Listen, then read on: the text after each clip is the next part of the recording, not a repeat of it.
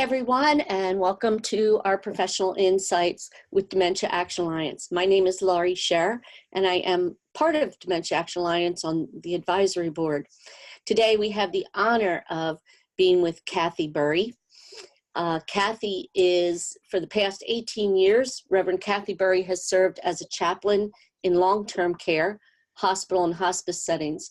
Until her recent retirement, she was memory support chaplain at Westminster Canterbury of Richmond. There, she provided spiritual support to residents with cognitive impairment, their families, and staff who care for them.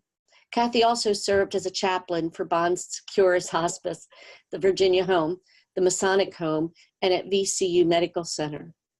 Kathy received a BS in Mass Communications, an MS in Patient Counseling, and postgraduate certification in Aging Studies from Virginia Commonwealth University, Medical College of Virginia. She also received a master's in religious education from Southern Seminary.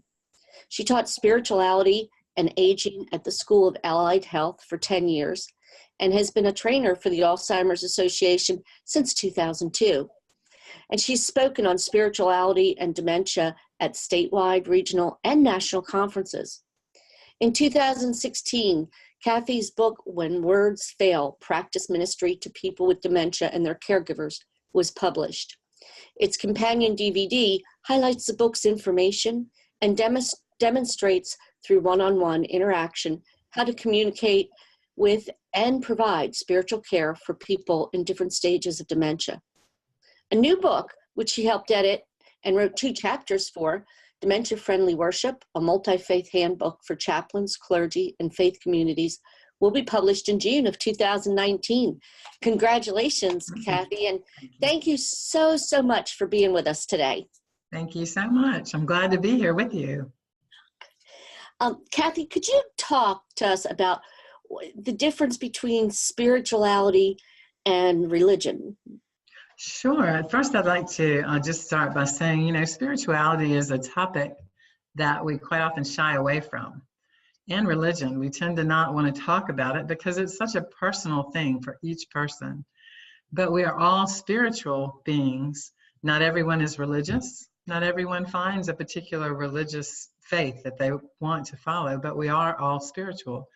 And so I thought I would talk a little bit about the difference because quite often people just kind of combine the two of them.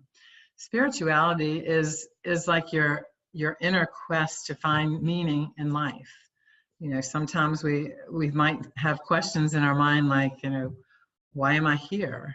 What is my purpose? Is there some greater being than me that created all of this? How do I get connected with everyone? And how do I find meaning in my life and purpose for my life? So those are kind of spiritual questions that I think most everybody experiences at one time or another.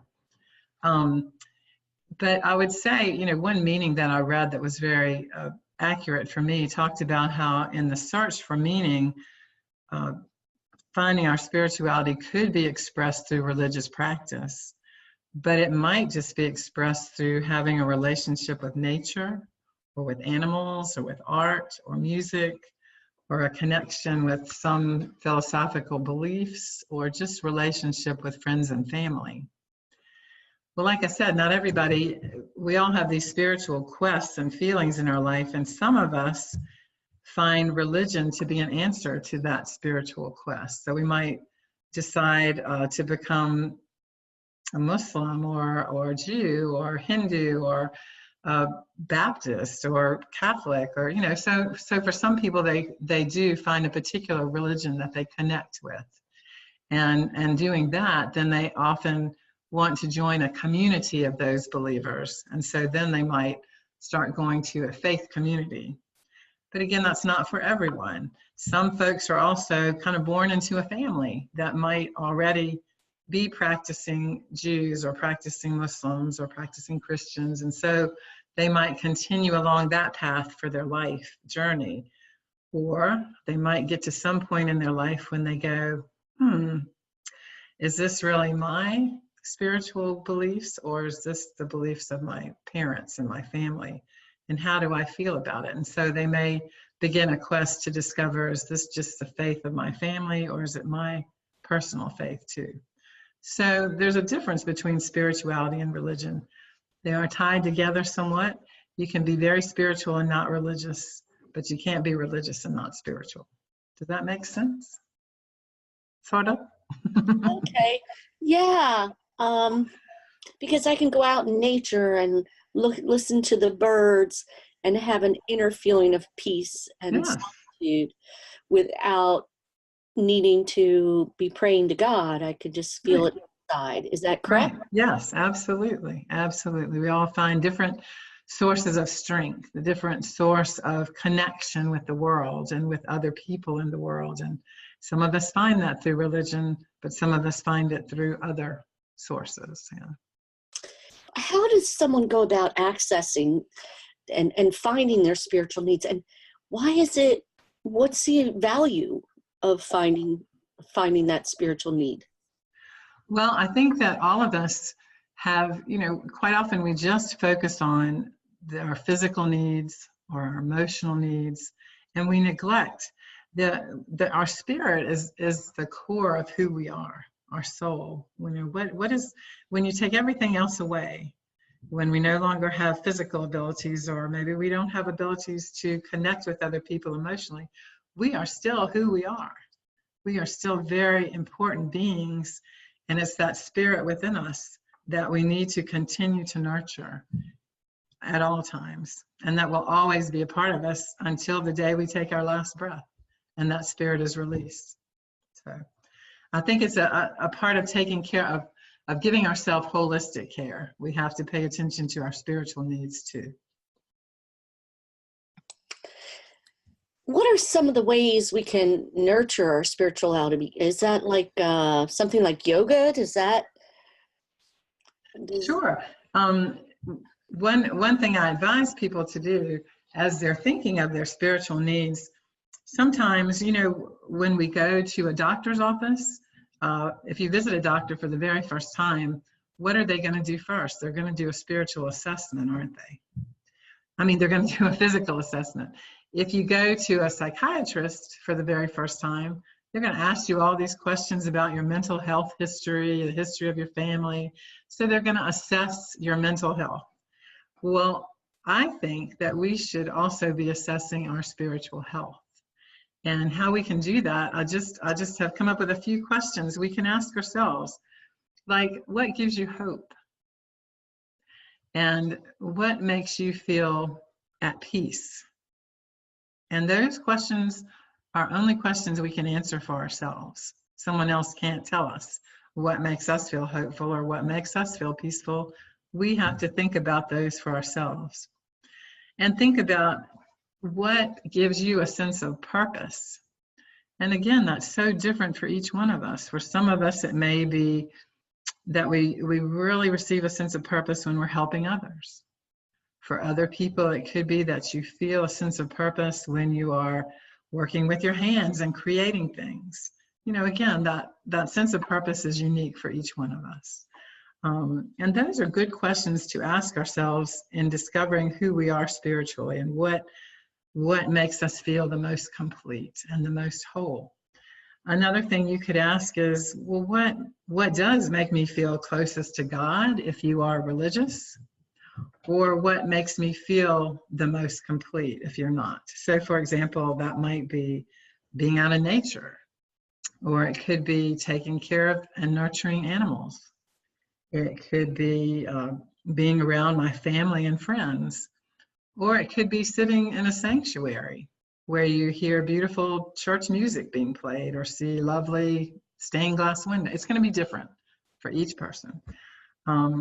And so then if you discover that you are, have some spiritual rituals that help you to find that inner peace and that inner connectedness. It could be yoga, it could be meditation, it could be prayer. For people that are religious, it could be attending Bible studies or singing in the church choir. So again, what makes you feel the most connected and the most complete as a person is going to be different for each one of us. But once we discover those things, then as we practice those things, we begin to live a happier and more a fuller life.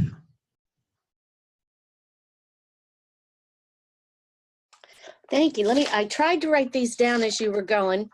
I was talking kind of fast. Let me just try and go through. What gives you hope? What makes you feel at peace? What gives you a sense of purpose? What makes you feel closest to God or makes you feel the most complete? What rituals can help you find or connect to that inner peace? Did I catch them all? Yes, yeah. And I can give you some more examples, if you like, of different ways we can nurture our spirit. I have some specific examples if you want a few. We have a couple minutes, so go ahead. Okay. Well, I mentioned yoga. Yoga has become very important for a lot of people, very centering and very physically healthy for us, as well as spiritual health and emotional health. Meditation, guided imagery is also a very good practice to have. You might, again, if you're religious, you would seek out Bible studies and worship services and groups that you could be a part of with people that believe as you believe. I would say that also you might become part of like music listening groups or going to museums and discussing beautiful art. You could start journaling and writing. You could become a part of a poetry writing group or a novel writing group or whatever kind of writing you really enjoy.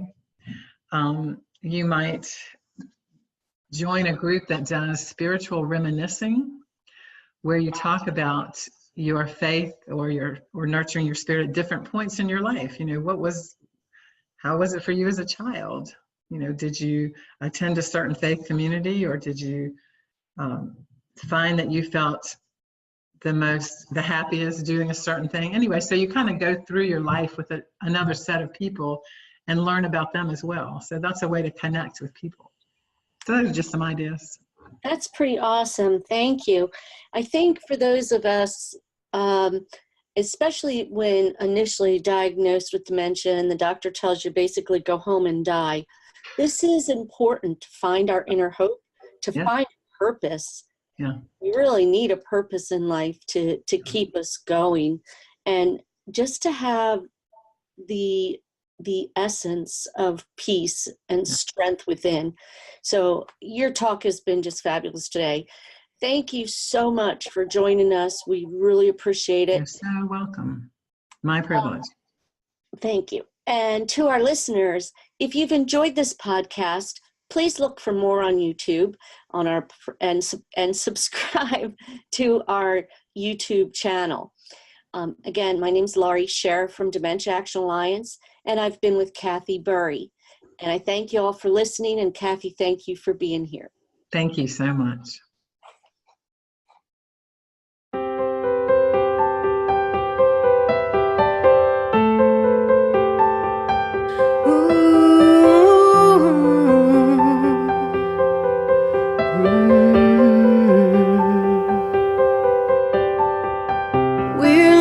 Beyond dementia, connecting our lives to help us survive, so we live our time to the fullest we can.